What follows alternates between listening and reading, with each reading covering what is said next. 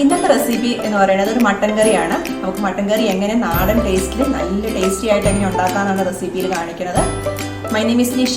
Welcome Nisha's Malabar mutton masala ആയിട്ട് നമുക്ക് ഉണ്ടാക്കാനായിട്ടാണ്. അപ്പം ഞാനിതൊരു 1 കിലോ മട്ടൻ എടുത്തിട്ടുണ്ട്. നന്നായിട്ട് കഴുകി വൃത്തിയാക്കി വെച്ചിരിക്കുകയാണ്.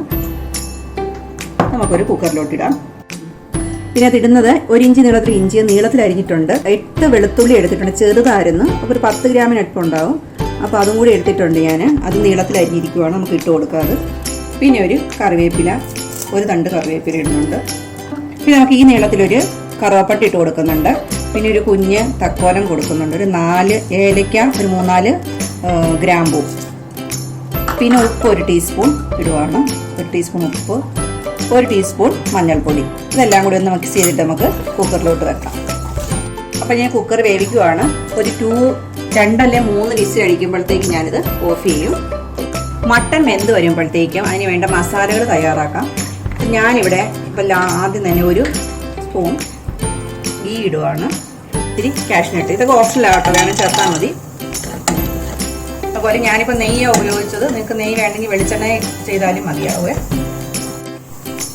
അപ്പോൾ നമ്മുടെ കപ്പലണ്ടി നന്നായിട്ട് മൂത്ത് വന്നിട്ടുണ്ട്. നമുക്കൊരു ബൗളിലോട്ടുണ്ട് മാറ്റി വെക്കാം. എടുത്ത് വെച്ചിട്ടുണ്ട് കപ്പലണ്ടി മൂത്തത്. നമ്മുടെ കാഷ്നട്ട് എടുത്തതിന് ശേഷം നമുക്ക് 1 സ്പൂൺ കടുക് ഇട്ട് കൊടുക്കാം. അപ്പോൾ കടുക് പൊട്ടുമ്പോൾ നമുക്കുണ്ടല്ലോ ഒരു ചെറിയ ഉള്ളി, ഒന്ന് ചെറുതായത് നല്ല ചെറുതായിട്ട് അരിഞ്ഞ് നമ്മളിതിനകത്തോട്ട് ഇടുവാണ്. പിന്നെ ഒരു കറിവേപ്പില കണ്ടു. അപ്പോൾ നമ്മുടെ ഉള്ളി കറിവേപ്പിലയൊക്കെ റെഡി ആയിട്ടുണ്ട്. അത് നമ്മൾ നേരത്തെ എടുത്ത് വെച്ച കാഷ്നട്ടിൻ്റെ കൂടെ നമുക്കിതും കൂടി എടുത്ത് വെക്കാം. കുക്കറിന് ഇപ്പം നമ്മൾ 3 വിസിൽ വന്നായിരുന്നു. അപ്പോൾ ഞാൻ അടുപ്പത്തുന്നത് മാറ്റുവാണ്. നമ്മളിനി ഇതേ ചീനിച്ചട്ടിയിലോട്ട് ഞാനിപ്പം ഒരു 1/2 കപ്പ് തേങ്ങ ഇട്ട് കൊടുക്കുവാണ്. പച്ച തേങ്ങ. നമുക്കൊന്ന് അത് ഫ്രൈ ചെയ്തെടുക്കാം. അപ്പം നമ്മുടെ തേങ്ങ വറക്കാൻ വെച്ച സമയത്ത് നമുക്ക് ഇതിനകത്ത് ഇനി കുറച്ച് ഉള്ളി വെളുത്തുള്ളിയൊക്കെ വേറൊരു ചീനിച്ചട്ടി വെച്ചിട്ട് ഞാൻ 1 ടേബിൾ സ്പൂൺ എണ്ണ ഒഴിച്ച് കൊടുത്തു. അതിലോട്ട് ഞാനിപ്പം 1 ടേബിൾ സ്പൂൺ വെളുത്തുള്ളി ചെറുതായിട്ട് അരിഞ്ഞതും 1 ടേബിൾ സ്പൂൺ ഇഞ്ചി ചെറുതായിട്ട് അരിഞ്ഞതും കൂടി ഇട്ട് കൊടുക്കുവാണ്. ഇഞ്ചിയുടെയും വെളുത്തുള്ളിയുടെയും പച്ചമണം നമുക്ക് മാറിയിട്ടുണ്ട്. ഈ ഇഞ്ചിയും വെളുത്തുള്ളി ഒരു 10 ഗ്രാം വീതം ഉണ്ടാവുക. അതുപോലെ ഒരു നീളത്തിൽ ഒരു ഇഞ്ചിയും ഒരു 10 വെളുത്തുള്ളിയാണ് ഞാൻ എടുത്തത്. അത് മൂത്ത് വന്നിട്ടുണ്ട്. അപ്പോൾ അത് ഒരു 150 ഗ്രാം ചെറിയുള്ളി ചെറുതായിട്ട് അരിഞ്ഞതും കൂടി ഇട്ട് കൊടുക്കുവാണ്. നമ്മൾ മട്ടനൊക്കെ ഉണ്ടാക്കുമ്പോൾ ചെറിയുള്ളിക്കകത്ത് ഉണ്ടാക്കുവാണെങ്കിൽ ഭയങ്കര നല്ലൊരു ടേസ്റ്റാണ്. അപ്പോൾ കൂടുതൽ ചെറിയുള്ളിയാണ് എടുത്തിരിക്കുന്നത്. അപ്പോൾ ചെറിയുള്ളിയും കൂടി വഴന്ന് വരട്ടെ. അപ്പോൾ നമ്മൾ ചെറിയുള്ളി ഒരു പകുതി മൂപ്പായിട്ടുണ്ട്. നമ്മൾ ചെറിയുള്ളി ഒരു 1 കപ്പ് ചെറിയുള്ളി അരിഞ്ഞതാണ്, 150 ഗ്രാമാണ്. അപ്പോൾ ഇനി ഇതിനോടുകൂടെ ഞാനൊരു 3 ചെറിയ സവോളയാണ്. ഇതൊരു 1/4 കപ്പ് ഉണ്ടായിരുന്നു അരിഞ്ഞു വന്നപ്പോൾ. 100 ഗ്രാം സവോളയുണ്ട്. അതും കൂടി ഇട്ട് കൊടുക്കുവാണ്. ഇതെല്ലാം കൂടി നല്ല പോലെ ഒന്ന് വഴക്കട്ടെ. എല്ലാം നമുക്ക് നല്ല ബ്രൗൺ പോലെ വഴറ്റിയെടുക്കണം.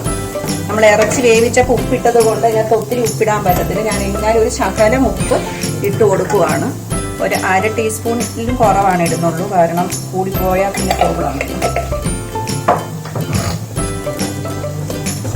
ഓക്കെ, ഇതും കൂടി നല്ലതായിട്ട് വഴന്ന് വരാനായിട്ട് വെയിറ്റ് ചെയ്യാം. അപ്പോൾ നമ്മുടെ തേങ്ങ വഴന്നുകൊണ്ടിരുന്നത് കണ്ടോ, ഒരുമാതിരി നല്ല ബ്രൗൺ ആയിട്ട് അടുത്തോണ്ട് വരുവാണ്.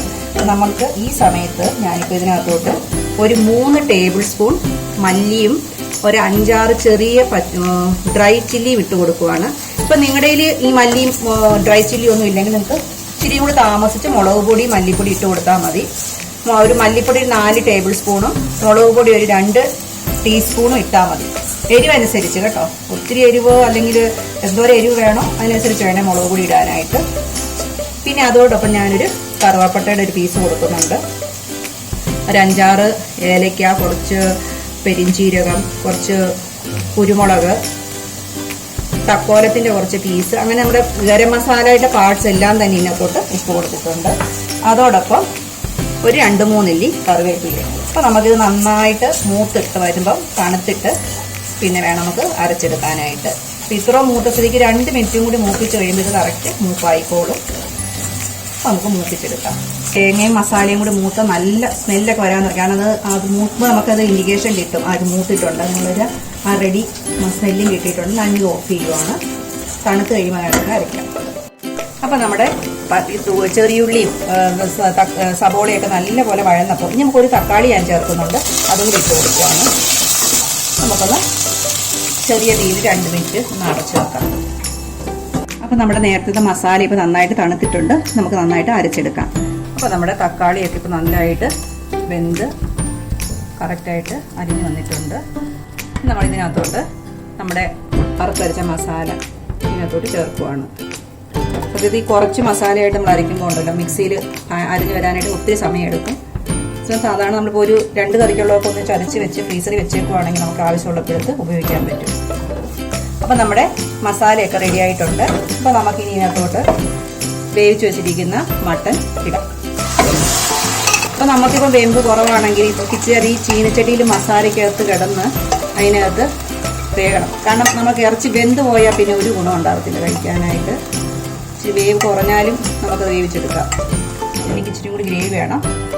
അപ്പോൾ നമ്മൾ ഈ സമയത്ത് ഇനി പച്ചവെള്ളം ഒഴിക്കണ്ട കേട്ടോ. പച്ചവെള്ളം ഒഴിച്ചാൽ പിന്നെ എല്ലാത്തിൻ്റെയും ടെമ്പറേച്ചർ പിന്നെ താഴോട്ട് പോകും. അപ്പോൾ ഇനി ഒരു ഗ്ലാസ് ചൂടുവെള്ളവും കൂടി ഒഴിച്ചിട്ട് നല്ല തീയിൽ ഒരു 5 മിനിറ്റ് വേവിച്ചിട്ട് 5 മിനിറ്റ് ചെറിയ തീയിലും കൂടി വേവിക്കുക. മൊത്തം ഒരു 10 മിനിറ്റ് ഈ ഇറച്ചി ഇനി ഞാൻ വേവിക്കാൻ പോവാണ്. അപ്പം നമ്മുടെ കറി ഇപ്പോൾ ഒന്ന് നോക്കാം. നല്ലതായിട്ട് റെഡി ആയിട്ടുണ്ട്. നമുക്കൊരു സെർവിങ് ബൗളിലോട്ട് മാറ്റാം. അപ്പോൾ നമ്മുടെ നല്ല ടേസ്റ്റ് ആയിട്ടുള്ള കറി നമുക്ക് കിട്ടിയിട്ടുണ്ട്. നല്ല മട്ടൻ്റെ ഒരു പ്രിപ്പറേഷൻ ആകട്ടോ ഇത്. നമുക്കത് എന്താ പറയുക, ഇത് നമുക്ക് ചപ്പാത്തിയുടെ കൂടെയോ ചോറിൻ്റെ കൂടെയോ പൊറോട്ടയുടെ കൂടെയോ ഒക്കെ ഏതിൻ്റെ കൂടെ ഇത് പോവുകയും ചെയ്യും. നല്ല ടേസ്റ്റ് ആയിട്ടുണ്ട്. ഇത് ഞാൻ നേരത്തെ നമ്മൾ വറുത്ത് വെച്ചിരുന്ന കാഷ്നട്ടും അതൊക്കെ കൂടി അതിനകത്തൊന്ന് വിതറി കൊടുക്കുവാണ്. അപ്പോൾ നമ്മുടെ മട്ടൻ കറി നന്നായിട്ട് വന്നിട്ടുണ്ട്. അപ്പോൾ നിങ്ങളെല്ലാവരും ട്രൈ ചെയ്ത് നോക്കുക. Thanks for watching. പുതിയൊരു വീഡിയോ ആയിട്ട് കാണുന്നവരെ എല്ലാവർക്കും ബൈ.